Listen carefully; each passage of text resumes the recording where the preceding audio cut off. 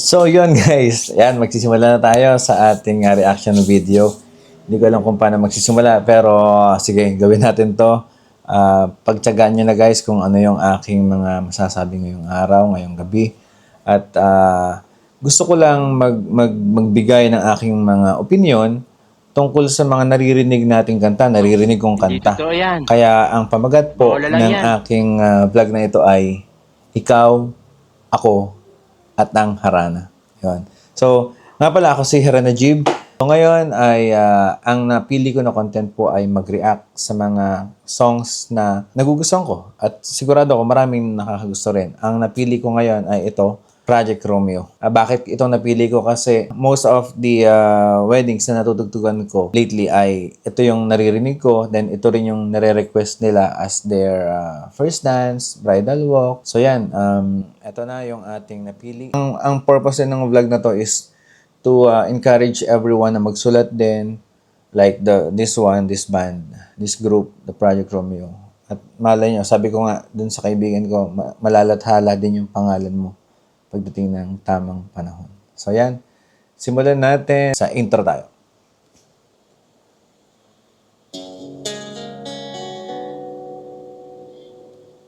Sa amin nagpapalakpakan pag ito na eh.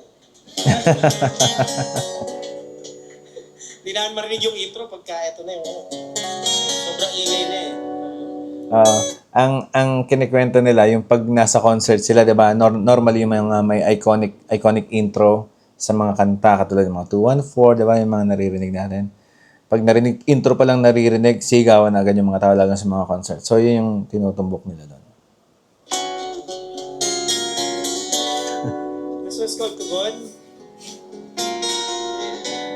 Tungkol siya sa paghingi ng kamay ng iyong minamahal. Di ba? Yun, isa yun sa mga gusto ko. Kaya ito rin yung napili ko na video nila kasi may explanation na hindi na ako mahirapan. Kasi first time ko nga itong gagawin and napili ko. Kasi nag-explain na rin sila kung bakit nila sinulat, kung para saan itong kantang ito. So, it is a song preparation for, di ba normally kung paano sila nailaw, ganyan-ganyan. Ito, kwento daw siya po ng magpo-propose. Yun pala yun. Kwento siya ng proposal. Go, balik tayo.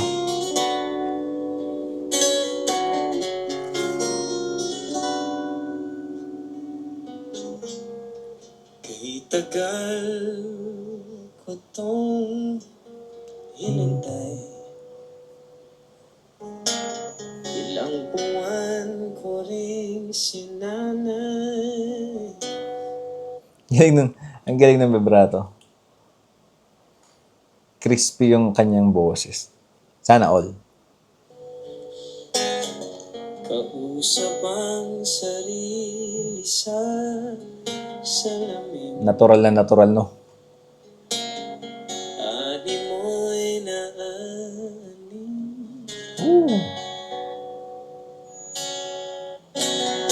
Di man ganun kasigurado sa tugon mo. Wait lang. Nadala ako. Nadala ako. Balik natin doon sa hanggang doon sa anime na ani. Yung lyrics niya doon kasi guys, ito. Kay tagal ko tong hinintay. So, ibig sabihin, hinintay niya yung proposal na yon. Para naintindihan niyo ha, ganun nila ginawa yung song. Ilang buwan ko ring sinanay. So, ibig sabihin, nag-e-ensayo siya. Months na ang pag-e-ensayo. Pre-practice ko ba yun? Naalala ko nag-propose ako. Hindi ko siya pre-practice kasi para sa akin kung ano yung aking nararamdaman that time, yun lang yung sasabihin ko. So, yun. Kausap ang sarili sa salamin. So, the way na nag-ensayo naman talaga kung sasabihin. Yung typical na nangyayari, Pinoy, di ba? Wala akong maisip. First time eh. Sige, tuloy tayo. And yung sunod na lyrics niya ay, di ba, kausap niya daw yung sarili niya sa salamin, then animoy naaaning. So, parang, baliw. Yan naman talaga pag in love. Di man ganun kasigurado sa tugon mo. Di na Magpapabukas pa. Ang ganda ng mga letra, no? Di man ganun kasigurado sa tugon mo. So, the title is Tugon. Hindi ko pala nasabi. Baguhan talaga sa pagre-review. Kinakabahan din ako eh. So, ganun po. Ang sabi niya ay, I don't know if that's the refrain. Walang lyrics kasi ito nakuha ko eh.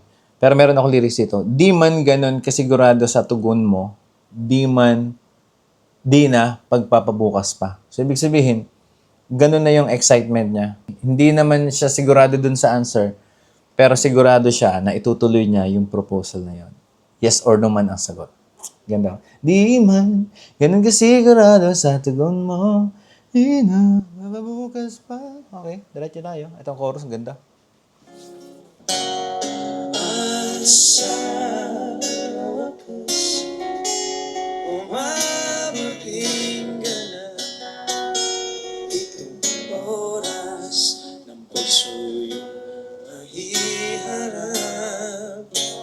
Sa may mata, sa sikalangitan, sa kalihan, sa ako yung paligyan. Alam mo yun, di ba? Yung, kita mo sa lyrics na alam mong hindi siya sure kung mag-yes, aayain magpakasal. Di ba? Ganda.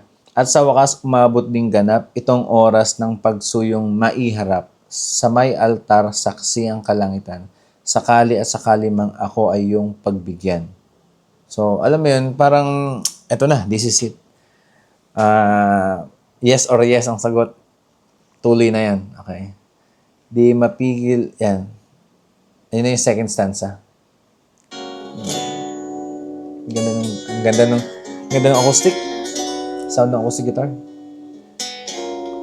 Di mapigil ang kabahan Galing. Para magkaboses sila. sa sagot na ibibigay. Sana all magaling kumanta.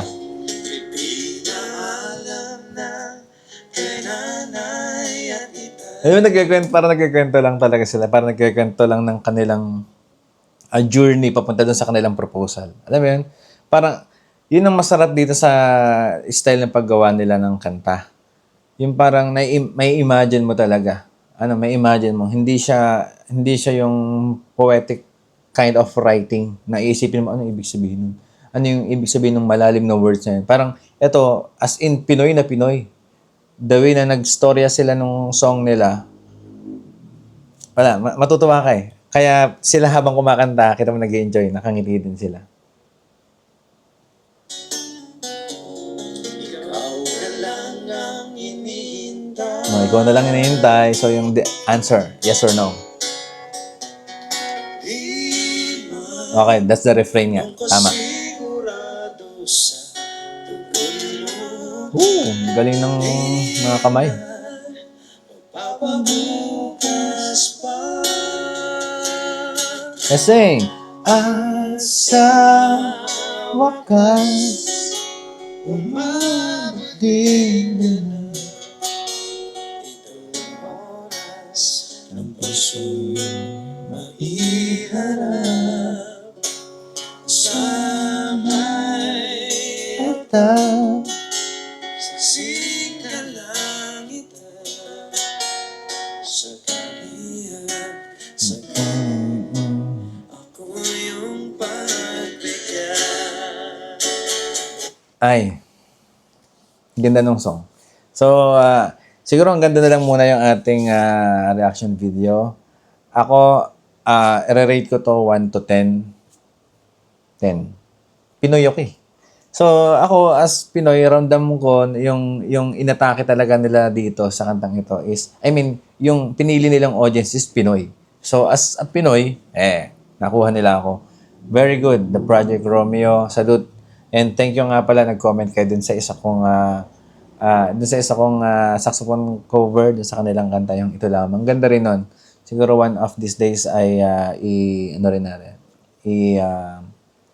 mag-reaction video din tayo. So kung meron kayo guys na mga sulat or meron kayong mga videos na gustong gawan ko rin ng reaksyon.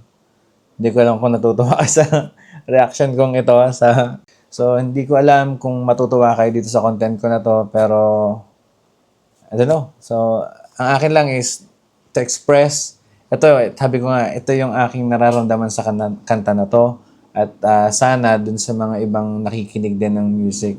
Yung mga favorite song nyo, ang sarap na aralin nyo ng aralin, basahin nyo yung bawat letra, unawain nyo kung ano yung meaning niya, at mag-enjoy kayo. Ikaw, ako, at ang Harana Jeep. Let's go.